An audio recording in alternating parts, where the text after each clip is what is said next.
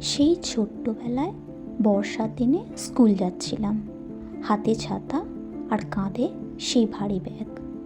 যেতে যেতে হঠাৎই রাস্তার ধারে খোকনদের মুদিখানার দোকানের বয়ামে থাকা লাল রঙের লজেন্সটার দিকে চোখ পড়ল। সে আর বলতে গুটি গুটি পায়ে চলে গেলাম লজেন্সের টানে। বেশ ভিড় ছিল দোকানে, কেউ চিনি নিচ্ছে, আবার কেউ আঙুল দেখিয়ে বলছে, দাদা ওই যে লাল রঙের প্যাকেটের বিস্কুটটা দিন তো, বেশ ভালো স্বাদ। আবার কেউ জিনিসপত্র চেক করে নিচ্ছে, ঠিকঠাক দিয়েছে তো। কিছুক্ষণ চুপ করে দাঁড়িয়ে থাকার পর পিছন থেকে আসা এক সমবয়সী মেয়েটি আমার জিজ্ঞাসা করলো, তুমি কি স্কুলে যাচ্ছ? ঠোঁটের কোণে হাসি নিয়ে বললাম, হ্যাঁ। তা কোন ক্লাসে পড়ো? নাম কি তোমার? সব শোনার পর একগাল হাসি নিয়ে মেয়েটি আমায় বলল, আমিও তো সেই একই ক্লাসে পড়ি।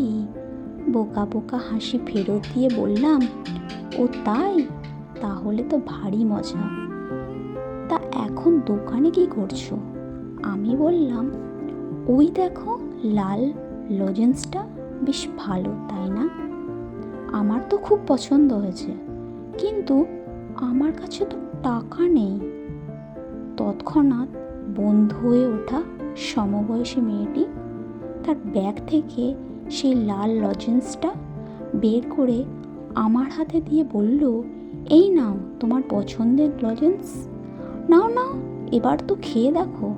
হঠাৎই মনে পড়ে যায় সেই ছোটবেলায় দাদু বলতো, সবাইকে দিয়ে খেলে নাকি ভারী মিষ্টি লাগে। তাই মুখে মান অভিমান নিয়ে বললাম, তোমায়ও খেতে হবে, তবেই আমি খাবো। বেশ বেশ, তাই হবে, দেরি হয়ে যাবে, বরং খেতে খেতেই যাওয়া যাক স্কুল। সেই লজেন্স দেখলেই এখনো মনে পড়ে সেই বন্ধুত্বের কথা।